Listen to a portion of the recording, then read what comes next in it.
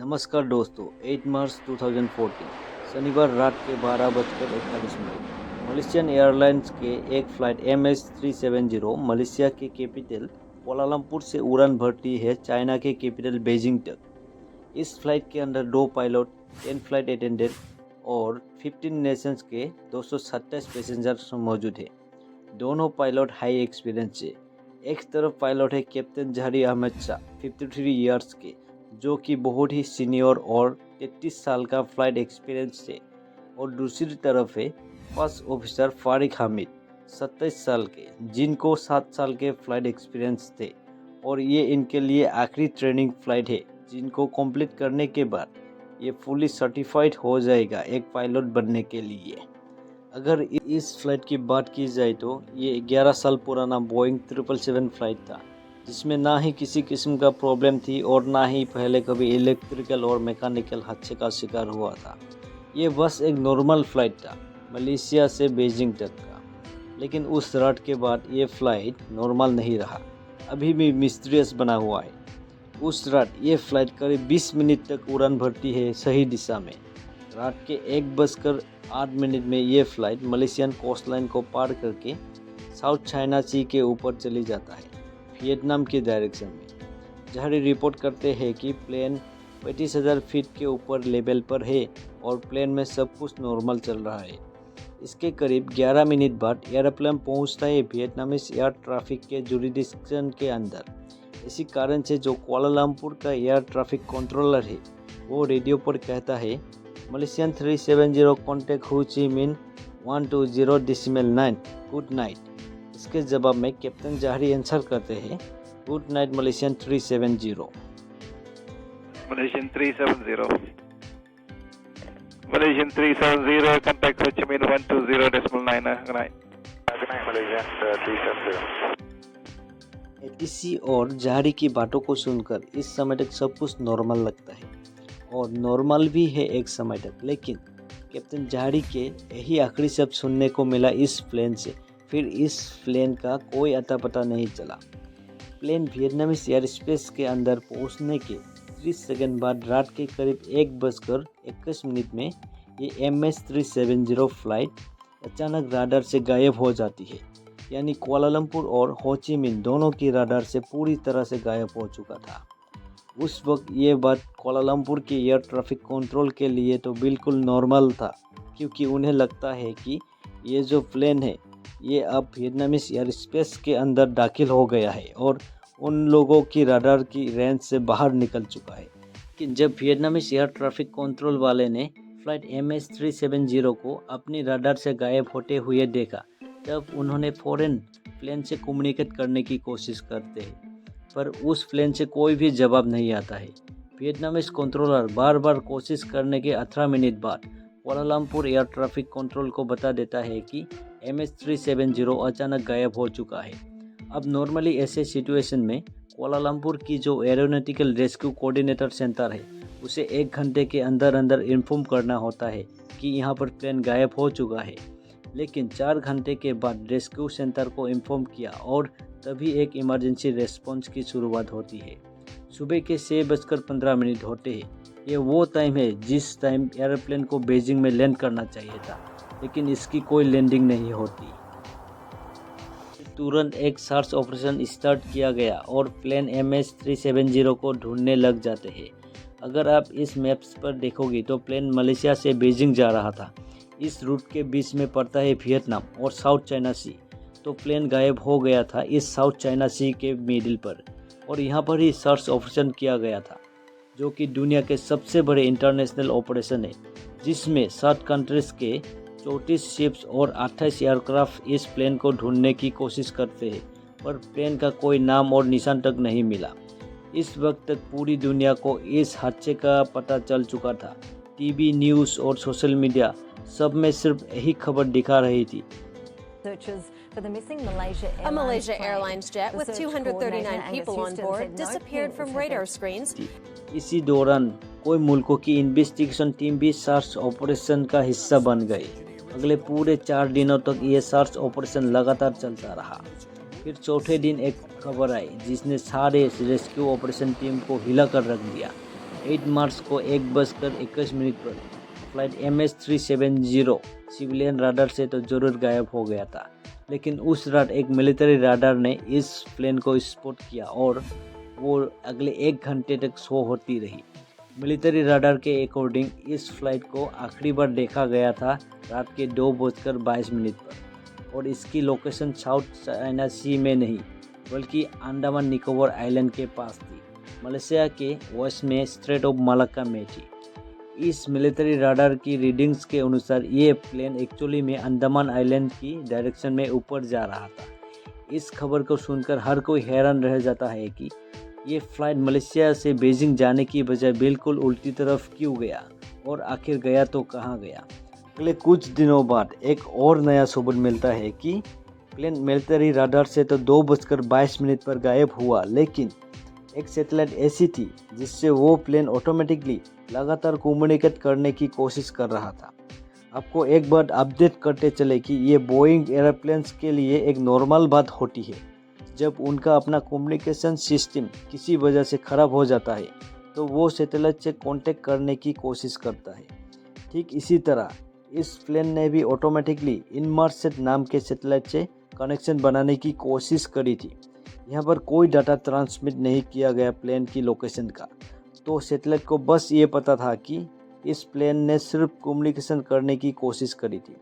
कुछ साइंटिस्ट और इन्वेस्टिगेटर्स ने इस सैटेलाइट की मदद से कॉम्प्लेक्स कैलकुलेशंस करके अंदाज़ा लगाया कि प्लेन एक्चुअली में कहाँ पर हो सकता है। इस सैटेलाइट का इस्तेमाल करके सटीक स्थान तो नहीं बता सकते, लेकिन एक अनुमान लगा सकता है कि ये जो पूरा सर्कल आप देख रहे हो वाइट कलर का, इस सर्कल के किसी भी पॉइंट पर हो सकता है ये प्लेन ने सैटेलाइट से 60 बार कम्युनिकेट करने की कोशिश करी, इसलिए यहाँ पर 7 अलग अलग सर्कल्स आपको दिख रहा है वाइट कलर का। इन्हें सैटेलाइट हैंडशेक्स करके बुलाया गया है। सभी सर्कल पर टाइम लिखा हुआ है कि किस टाइम पर प्लेन ने कम्युनिकेट करने की कोशिश करी थी। और जो आखिरी सर्कल है यहाँ पर 8:19 पर प्लेन ने आखिरी बार सैटेलाइट से कनेक्शन बनाने की कोशिश की और ये MS-370 की तरफ से मिलने वाला सबसे लास्ट सिग्नल था।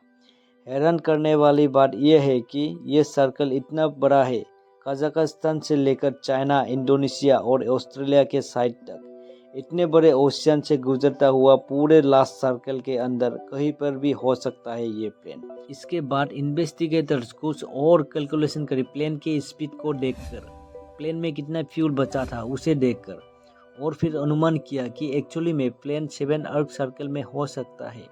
ये 7 अर्क सर्कल ऑस्ट्रेलिया के 2000 किलोमीटर वेस्ट में है और ये ओशियन के बहुत ही बड़े एरिया को कवर करते हैं। इस मैप पर आप देख सकते हो कि जिस सैटेलाइट का इस्तेमाल करके अंदाज़ा लगाया गया वो सैटेलाइट कहाँ पर मौजूद थी। जो सबसे बाहर का ये सर्कल है, ये वो रेंज है जहाँ तक प्लेन ट्रैवल कर सकता था अपने फ्यूल से। और ब्लू कलर का जो कर्व आर्क देख रहे हो वो है 7 अर्क, जहाँ माना जा रहा है कि प्लेन एक्चुअली में यहीं पर क्रैश किया है। और ये जो समुद्र के ऊपर का सर्च ऑपरेशन था अप्रैल 2014 तक चली, फिर उन्हें बंद कर दिया गया क्योंकि ये प्लेन समुद्र में क्रैश किया है तो जरूर पानी के अंदर डूब गया होगा। और फिर समुद्र के अंदर डीप सर्च कंडक्ट करी जाने लगी। अभी तक के दुनिया का सबसे बड़ा और सबसे महंगा सर्च ऑपरेशन कंडक्ट हुआ, जो कि सालों तक इस प्लेन को तलाश करते रहे, लेकिन कुछ नहीं मिला। 3 साल बाद और $160 मिलियन खर्चा करने के बाद इन्होंने इस सर्च ऑपरेशन को बंद कर दिया।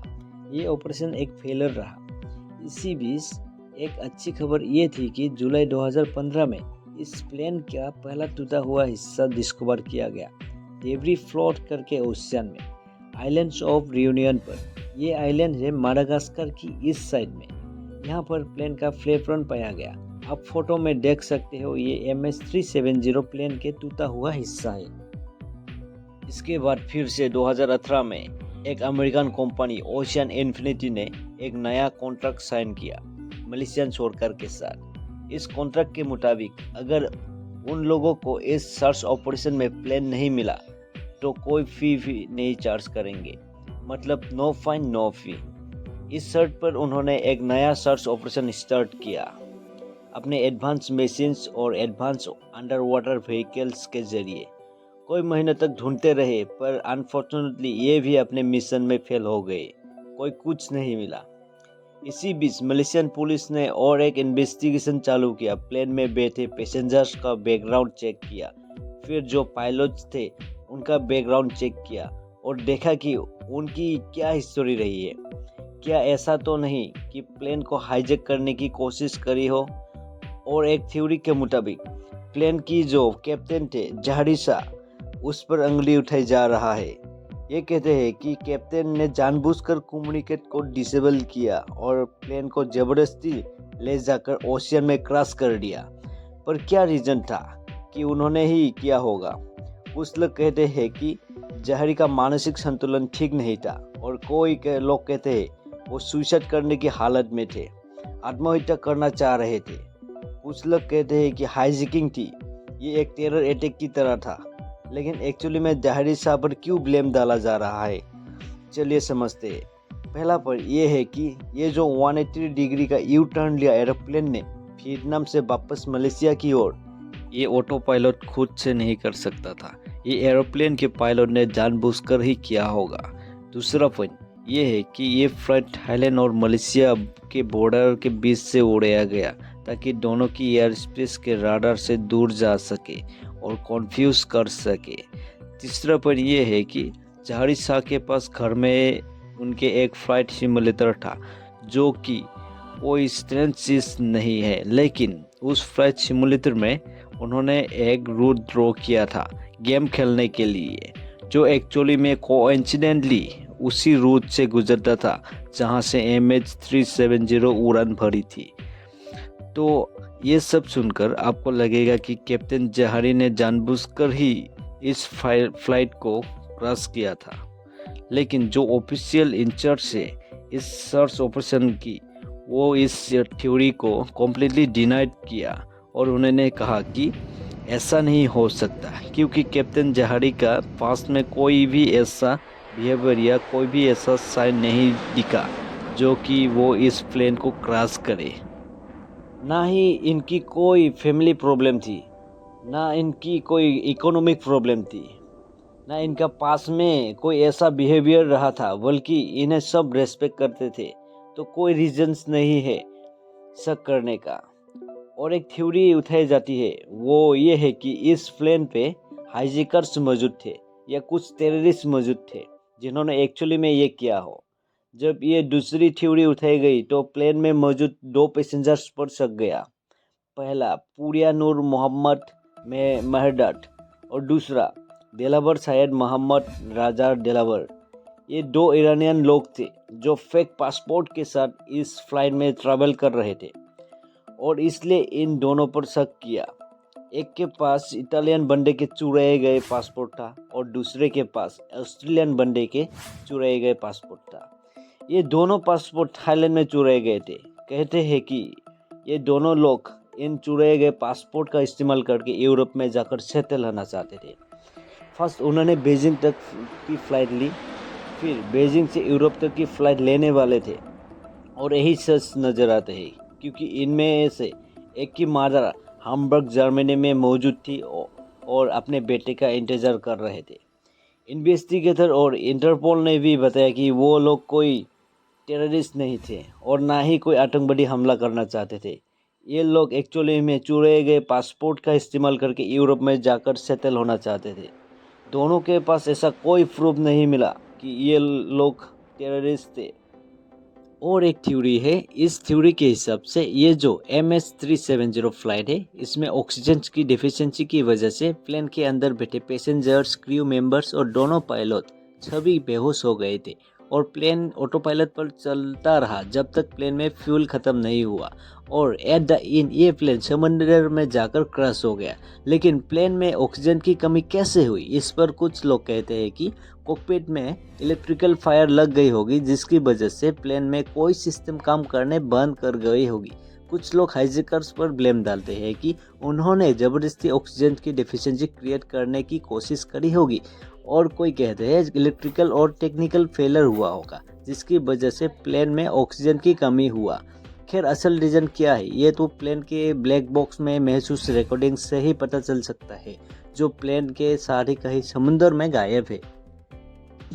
और भी ऐसे बहुत सारे थ्योरीज उठी है इस प्लेन के बारे में, जैसे कि यूएस मिलिट्री ने फ्लाइट को शूट डाउन किया होगा और इन्हें छुपाने की कोशिश करी जा रही है, या फिर कोई नया बर्मुडा ट्रायंगल बन गया होगा इस जगह में, और कोई कहता है एलियंस ने गायब कर दिया है इस प्लेन को।